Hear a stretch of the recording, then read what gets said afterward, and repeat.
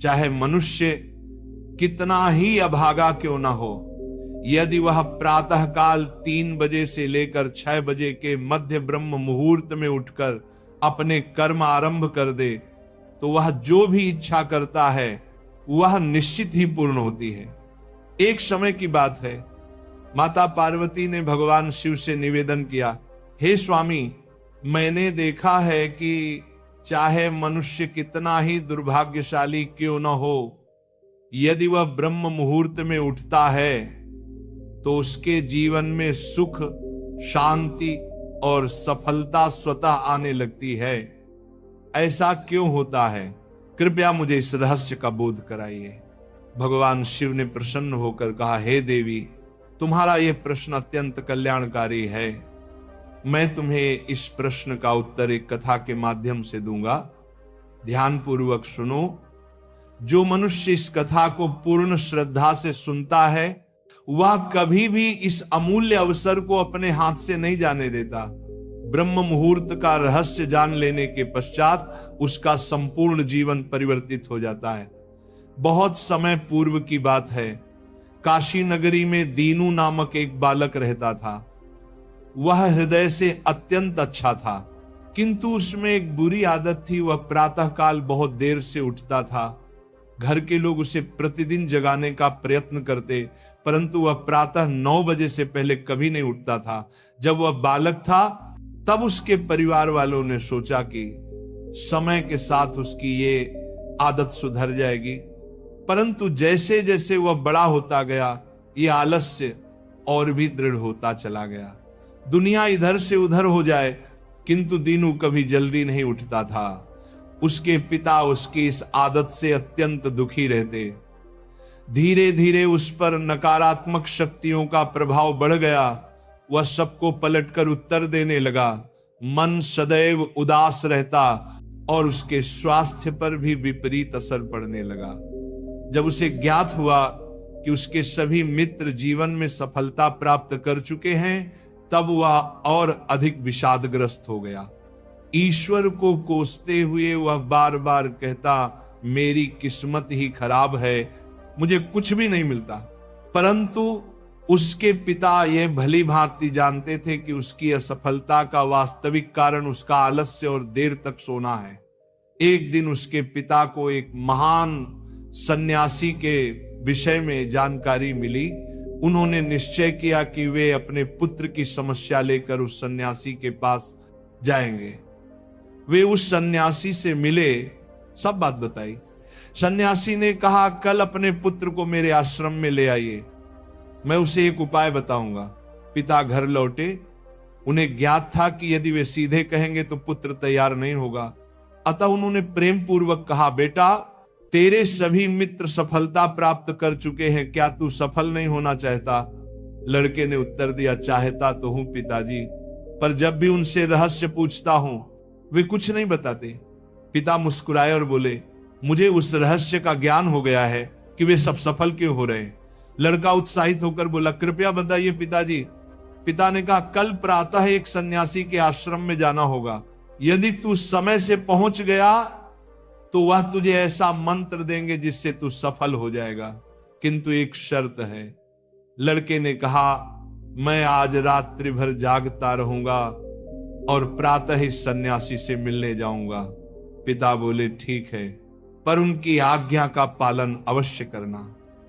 रात्रि में पहली बार उस लड़के ने जागे रहने का प्रयत्न किया, परंतु कुछ ही समय में नींद ने उसे घेर लिया। प्रातः जब उसकी आंख खुली तो समय बीत चुका था।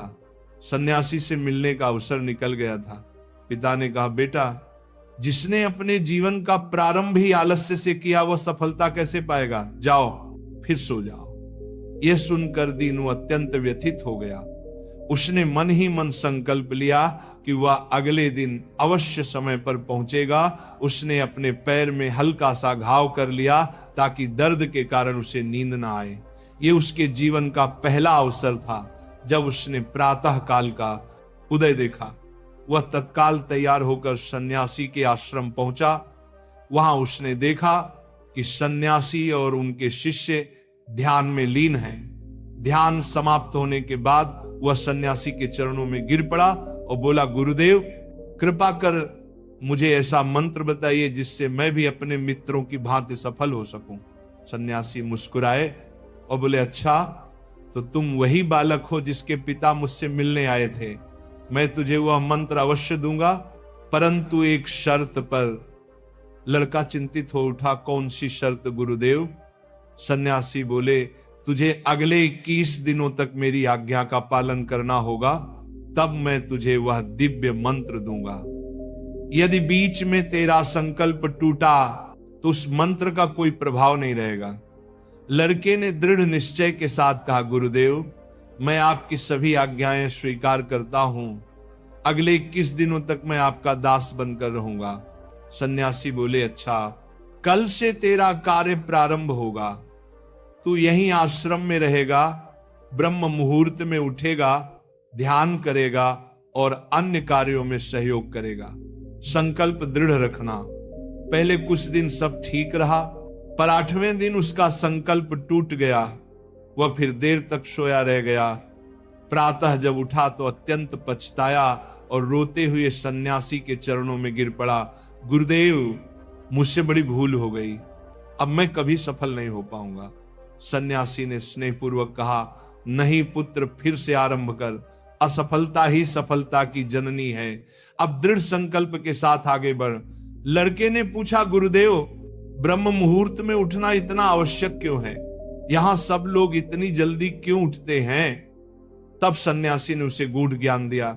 रात्रि को 4 प्रहरों में विभाजित किया गया है। पहला, रुद्रकाल संध्या 6 बजे से 9 बजे तक। दूसरा, राक्षस काल रात्रि 9 बजे से 12 बजे तक। तीसरा, गंधर्व काल रात्रि 12 बजे से 3 बजे तक। और अंतिम, मनोहर काल, जिसे ब्रह्म मुहूर्त या अमृत बेला कहा जाता है, प्रातः 3 बजे से 6 बजे तक। यह समय होता है जब नकारात्मक शक्तियां निष्क्रिय होती हैं और दैविक शक्तियां सक्रिय हो जाती हैं। ब्रह्म मुहूर्त अर्थात देवताओं का काल।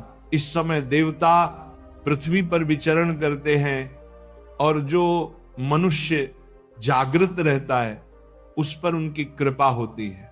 इस समय मनुष्य का मस्तिष्क शुद्ध और शांत होता है, विचार रहित होता है।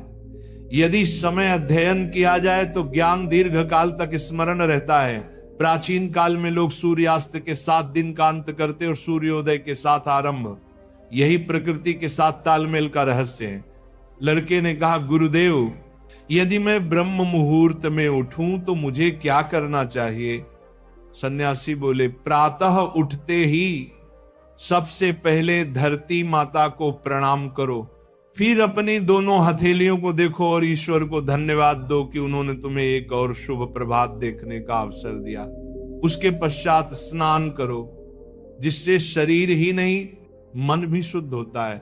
फिर ध्यान आरंभ करो। ब्रह्म मुहूर्त में ध्यान का काल अत्यंत शुभ माना गया है।